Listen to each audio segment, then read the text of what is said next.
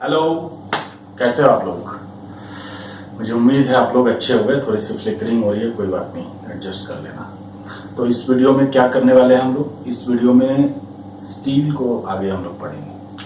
तो स्टील के जितने भी लेक्चर्स हैं या जितने भी वीडियोज हैं उसको देखते रहिएगा, एक दो बार तो जरूर देखिएगा, आपको पता भी नहीं चलेगा कब आप स्टील सीख गए हैं। एक्चुअली मेरी कोशिश यही रहती है कि चीज़ों को थोड़ा आसान बना के जल्दी जल्दी आपको सिखा दिया जाए। तो इस वीडियो में हम लोग थोड़ा सा स्टील में थोड़ा सा आगे जंप करेंगे। पिछले क्लास में मैंने थोड़ा सा स्टील का इंट्रोडक्शन दिया था और इस क्लास में मैं थोड़ा सा और आगे आपको बताने वाला हूँ। कुछ खास बात नहीं बताऊंगा, बट धीरे धीरे सारी बातें मैं एक्सप्लेन कर दूंगा, ये विश्वास रखो आप। चलो शुरू करते हैं। सबसे इम्पोर्टेंट, जैसे अभी मैं एक चीज आपको बताता हूँ। जैसे आपने देखा होगा इस तरह का कोई स्ट्रक्चर, सेट जो होता है ये स्टील का बना होता है और ये इस तरह से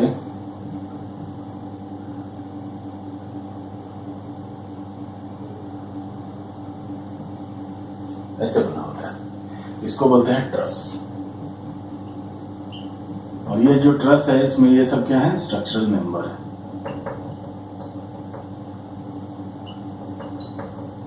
ये सब स्ट्रक्चरल मेंबर है, ये भी है, सब एक एक स्ट्रक्चरल मेंबर्स से जोड़ के वो पूरा का पूरा स्ट्रक्चर बना है, ट्रस बना है। उसी तरह अब क्या है कि ये स्ट्रक्चरल मेंबर यहाँ पे एक दूसरे से जुड़े हुए हैं और ये जो ज्वाइंट है इसको बोलते हैं कनेक्शन।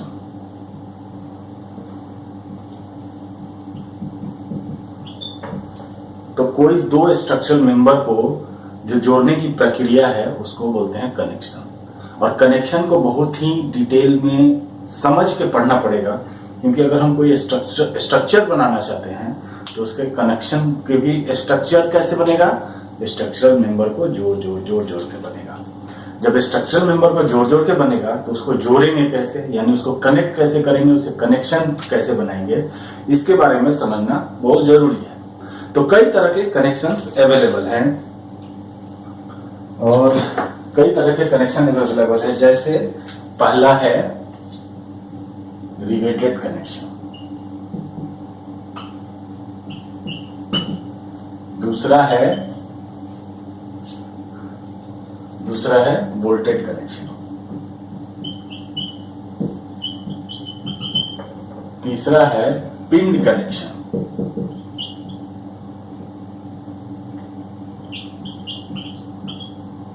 और चौथा है वेल्डिंग। इतने तरह के कनेक्शंस हैं जिनको हम लोग डिटेल में आगे पढ़ेंगे।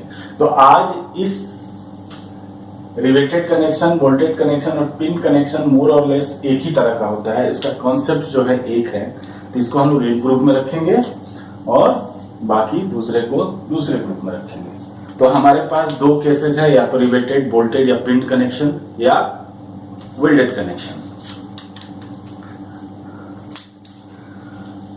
देखो कनेक्शन जो है किसी भी चीज के लिए, यानी अगर आपकी फैमिली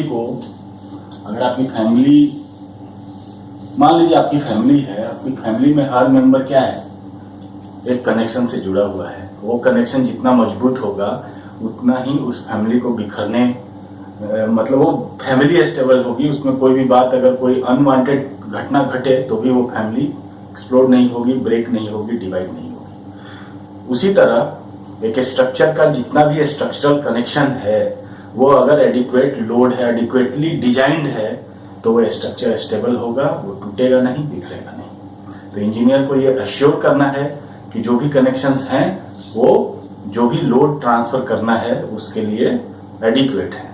अब कनेक्शन का काम क्या है, मैंने थोड़ा एडवांस में कुछ बता दिया। सपोज मान लो कि ये एक मेंबर है, एक कॉलम है, कॉलम में हमने एक कैंटिलीवर बीम जोड़ दिया और इस कैंटिलीवर बीम पे एक लोड लगा रहे हैं हम लोग, पी, कोई भी लोड है, पी लोड लगा रहे हैं।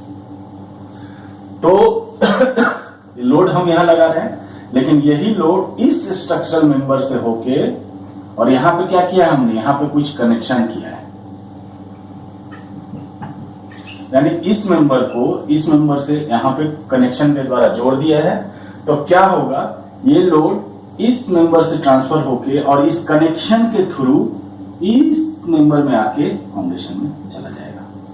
लेकिन अगर सोचिए कि अगर ये कनेक्शन कमजोर हुआ तो क्या होगा, ये मेंबर यहां से आएगा और ये कनेक्शन को तोड़ देगा, यानी लोड जो है इस मेंबर में आ नहीं पाएगा या कॉलम में नहीं आएगा और उसके थ्रू ग्राउंड में नहीं जा पाएगा। तो यहाँ कनेक्शन का रोल क्या है कि जो भी लोड आ रहा है इस स्ट्रक्चरल मेंबर को, इसको ट्रांसफर करके कॉलम में या अगले मेंबर में ट्रांसफर करना। तो अगर हम इस कनेक्शन को डिजाइन करना चाहते हैं तो सबसे पहले हमें ये पता करना पड़ेगा कि इस ज्वाइंट में क्या लोड किस तरह से ट्रांसफर होकर इसमें जा रहा है। तो उसके प्लेट के अरेंजमेंट, वो सारी चीजें यहाँ पे होगा, मैं एडवांस में बताता हूं। यहाँ पे होगा मोमेंट कनेक्शन,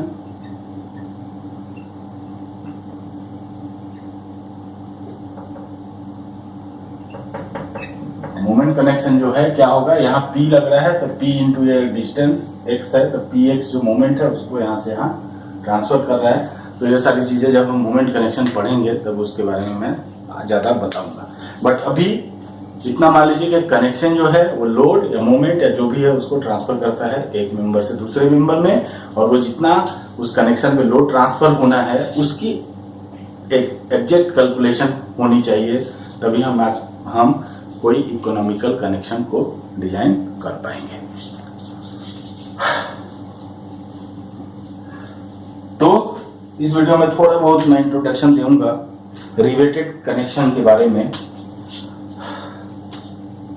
तो रिवेटेड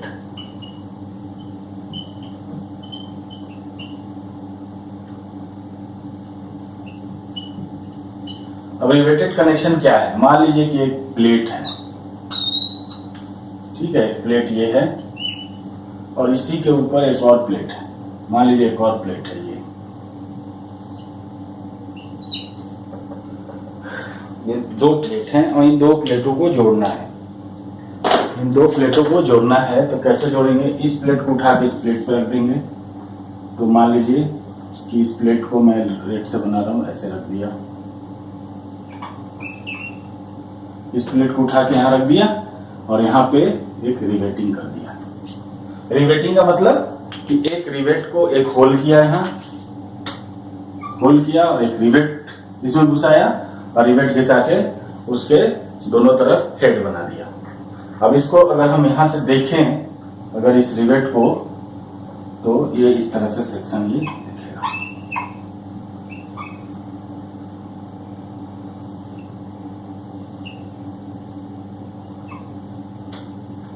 ठीक है, और ये रिवेट है,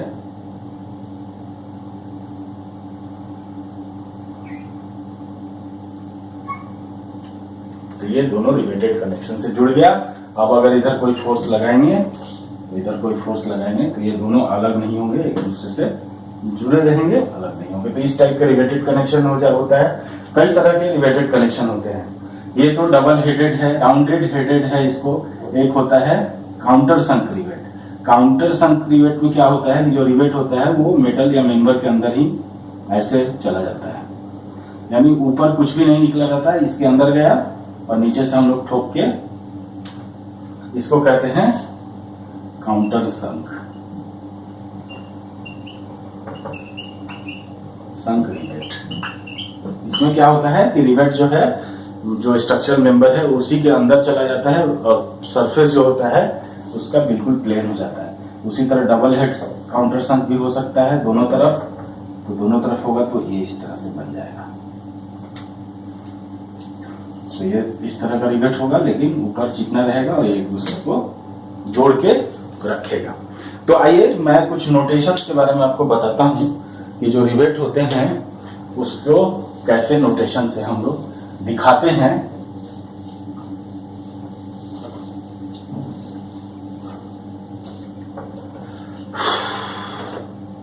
मैं टेबल बना देता हूं।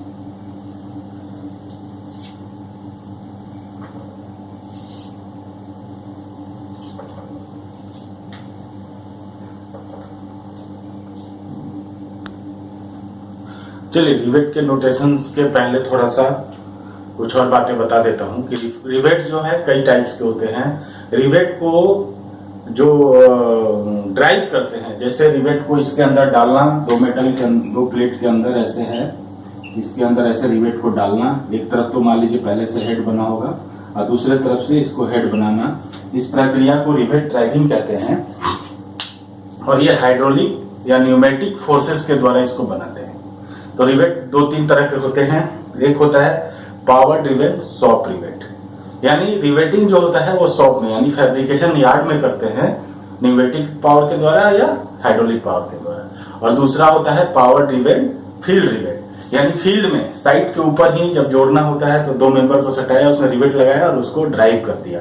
तो ऐसा रिवेट जो होता है पावर ड्रिवेन शॉप रिवेट से थोड़ा कमजोर होता है, लेकिन ये भी जरूरत होती है कि साइड पे ही रिवेटिंग करना, तो ऐसा भी कर सकते हैं। और तीसरे टाइप का रिवेट होता है कोल्ड ड्रिवेन रिवेट, जो कि ये भी कमजोर ही रिवेट होता है इन दोनों की अपेक्षा। और चौथा होता है हैंड रिवेट, तो उसका भी कम हो जाता है थोड़ा स्ट्रेंथ। तो इस तरह से कई तरह के रिवेट होते हैं। जो सबसे मजबूत रिवेट होगा वो फैब्रिकेशन यार्ड में बनाया गया रिवेट होगा, क्योंकि उसको कंट्रोल तरीके से उसको ड्राइव कर सकते हैं। फील्ड में ड्राइव करना कंट्रोल तरीके से थोड़ा मुश्किल होगा, इसलिए फील्ड में करना। या हैंड ड्रिवेन रिवेट जो होता है वो 10 mm से ज्यादा पे अलाउ नहीं करते। तो कई सारी चीजें हैं जो आगे आप थोड़ा सा बुक्स भी एक्सप्लोर करिएगा या मैं आने वाले वीडियोस में आपको बताऊंगा। तो चलिए अभी मैं थोड़ा नोटेशंस के बारे में आपको बता देता हूं।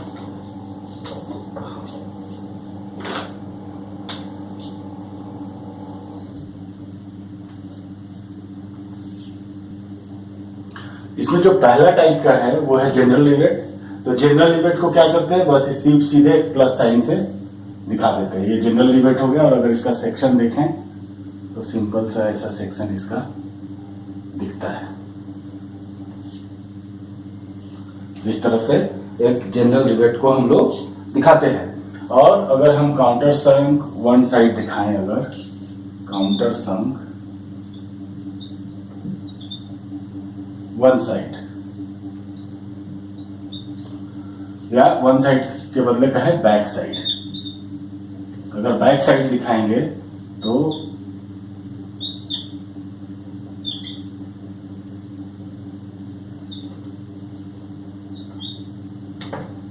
ये डॉटेड लाइन है क्योंकि ये पीछे है, और इसमें ऐसे करते हैं। और बैक साइड में है तो इसको ऐसे दिखा देते हैं। सॉरी, ये इसको ऐसे दिखाते हैं। यानी अगर ये पूरा सर्कल है, अगर ऊपर का मिटा के ऐसे दिखाया तो बैक साइड, या नीचे का मिटाया तो फ्रंट साइड। तो इस तरह से काउंटर सैंक बैक साइड, यानी बैक साइड में ये नीचे एक अर्ध वृत्त बना देते हैं प्लस साइन के नीचे, यानी काउंटर सैंक दूसरे साइड में है। और अगर इसका सेक्शन बनाएंगे तो सेक्शन कैसा दिखेगा, और काउंटर सैंक क्या है, बैक साइड में है। तो बैक साइड में ऐसे रिवेट जो है इस तरह से ऐसे दिखाते हैं, और यहाँ थोड़ा सा डार्क कर देते हैं। तो ये काउंटर सैंक बैक साइड हो गया। उसी तरह काउंटर सैंक फ्रंट साइड। तो ऑब्वियसली अब इसमें कोई कंफ्यूजन नहीं है।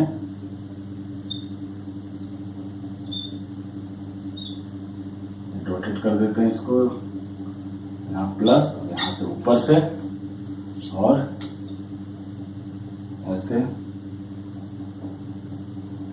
ऐसे, और यहाँ से ऐसे ऐसे। तो काउंटर संक फ्रंट साइड हो गया। और अगर दोनों तरफ होगा काउंटर संक बोथ साइड, तो क्या करेंगे, दोनों तरफ ऊपर नीचे डार्क कर देंगे। तो काउंटर संक बोथ साइड। तो बोथ साइड होगा तो क्या करेंगे,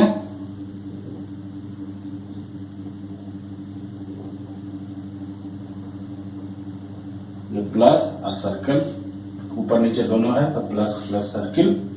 और इसका अगर सेक्शन बनाए तो सेक्शन ऐसे बनेगा, और इसमें ऐसे और इसमें ऐसे। तो ये नोटेशन हो जाएगा काउंटर संक बोथ साइड। उसी तरह जो बोल्ट होता है, बोल्ट और रिवेट में ज्यादा अंतर तो है नहीं, लेकिन बोल्ट में होता है नट। तो नट साइड जो होता है बोल्ट में, अगर बोल्ट है नट अगर दिखाते हैं तो उसको दिखाते हैं डबल एरो से। जैसे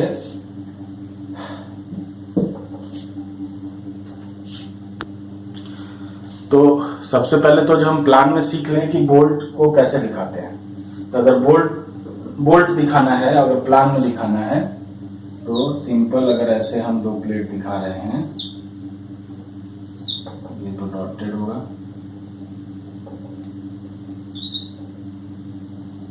तो यहाँ पे ऐसे प्लस और ऐसे दिखा देते हैं। प्लस के ऊपर क्रॉस, सॉरी ऐसे क्रॉस दिखाइए और एक लाइन ऐसे खींचिए। तो ये हो गया बोल्ट का साइन है आपका। ये जनरल बोल्ट जो है अगर ऐसे दिखाएंगे, और सेक्शन जो होगा ऐसे, नीचे से कह लो ऊपर से कह लो। तो ये हो गया सिंपल बोल्ट को ड्राइंग में दिखाने का ये तरीका होता है। तो अगर ऐसा साइन हम देखें तो हमको समझ में जाना चाहिए कि ये बोल्टेड कनेक्शन है। ठीक है। उसी तरह अगर बोल्ट में एक तरफ नट दिखाना है, एक तरफ सैंक दिखाना है, तो नट बराबर होता है डबल एरो।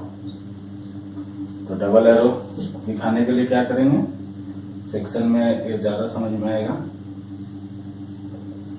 यहाँ पे जगह नहीं है। मैंने क्या किया कि जो नीचे बना रहा था उसको मैंने ऊपर बनाया, bolt head counter sunk back side. जगह नहीं है तो शॉर्ट में लिखा bolt head counter sunk back side. तो इस तरह से दिखाना है। इधर से एक एरो दिखा दीजिए नट का।